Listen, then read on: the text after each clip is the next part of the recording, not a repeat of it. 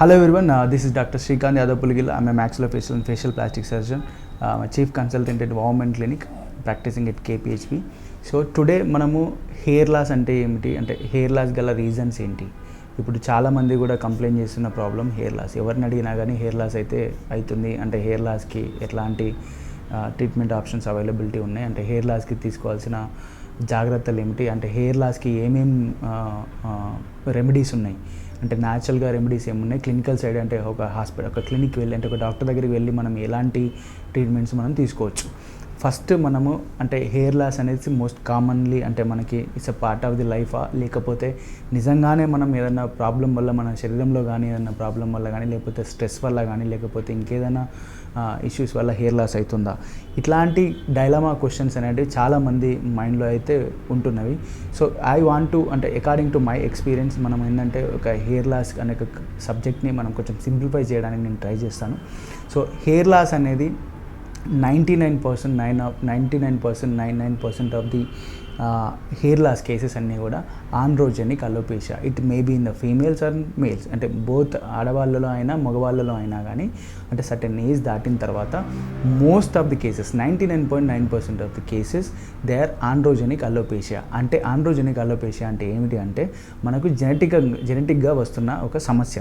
అంటే ఇప్పుడు మన ఒక పర్సన్ ఎంత హైట్ పెరగాలి, అంటే ఒక పర్సన్ కనిపించే కలర్ ఏంటి, ఒక పర్సన్ యొక్క కలర్ ఏంటి, ఒక పర్సన్ యొక్క ముక్కు అండ్ అంటే ఒక నోస్ అండ్ ఒక ఫేస్ అంటే చెవులు, ఇట్లా ప్రతి ఒక్క పార్ట్ ఎలా అయితే మనము మన యాన్సెస్టర్ని మనం రిజెంబుల్ చేస్తామో, అంటే పర్టికులర్ హైట్ వరకే మనము మన ఇంట్లో ఎంతవరకు మన యాన్సెస్టర్స్ అంటే మన జెనెటికల్గా మనం ఎంతవరకు మనం పెరగాలని ఉంటే అంతవరకే పెరుగుతాం. కానీ but not every one will be the 6 feet or not every one will be the 4 feet. అంటే మనం ఈ కంటెక్స్లో ఏంటంటే జెనెటికల్లీ వచ్చే డిసైడ్ అయ్యే ఫ్యాక్టర్ ఏదైతే ఉంటుందో అది కంపల్సరీగా మనం ఫేస్ చేయాల్సిందే. సో దానికి మనము హెయిర్ లాస్ అని ఒక్కొక్కసారి మనం ఇది హెయిర్ లాస్ అవుతుంది, లేకపోతే ఈ హెయిర్ లాస్ అనేది ఇంకా వేరే ఏదైనా రీజన్స్ వల్ల అవుతుంది, సరిగా నేను ఫుడ్ తీసుకోవట్లేదు, లేకపోతే సరిగా నాకు విటమిన్ డెఫిషియన్సీ ఉంది, లేకపోతే ఇంకేదో రీజన్స్ ఉన్నాయి అనుకొని రకరకాల సెర్చెస్కి వెళ్ళి రకరకాల ట్రీట్మెంట్ వెళ్తూ మనము టైం అనేది స్పెండ్ చేస్తూ ఉంటాము జనరల్గా. సో కాకపోతే ఏంటంటే హెయిర్ లాస్ని మనము స్టాప్ చేయడానికి కొన్ని చిన్న ట్రీట్మెంట్స్ అయితే క్లినికల్గా అవైలబిలిటీ ఉంది. ఇప్పుడు మనము హెయిర్ లాస్ ఫేస్ చేస్తున్న most of the cases are androgenic alopecia. This is what I want to convey the message.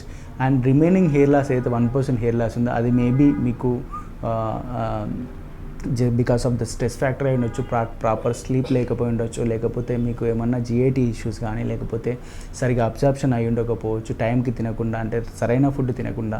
అన్ని ఫుడ్స్ అందరికీ పడవు, అండ్ ఫుడ్ ఎలర్జీ ఉన్న వాళ్ళకి కూడా క్రానిక్ ఎలర్జీ ఇష్యూస్ ఉన్నా కానీ, లేకపోతే క్రానిక్ డిసీజెస్ ఉండి, లేకపోతే ఏదన్నా రెగ్యులర్గా టాబ్లెట్ చేసుకున్న వాళ్ళు కానీ, లేకపోతే ఇట్లాంటి కండిషన్స్లోకి మాత్రమే మనము హెయిర్ లాస్ అనేది అండ్ ప్రెగ్నెన్సీ పీరియడ్లో certain amount of the hair loss అనేది, అంటే ఫీవర్ వచ్చినప్పుడు, అంటే జ్వరం వచ్చినప్పుడు కూడా certain amount of the hair loss అనేది జరుగుతాయి. ఇవన్నీ కండిషన్స్ కూడా మనం మ్యాక్సిమం ఒకసారి మళ్ళీ మనం నార్మల్ లైఫ్ స్టైల్ అయితే చేసుకున్నప్పుడు, అంటే normal sleep habits, normal food habits, నార్మల్గా మనము అంటే లైఫ్ స్టైల్ అనేది సెట్ చేసుకుంటే ఇవన్నీ కూడా రివర్సబుల్ కండిషన్స్. కాకపోతే ఈ ఆండ్రోజెనిక్ అలోపేషియా కండిషన్ ఏదైతే ఉందో అది ఇర్రివర్సబుల్ కండిషన్.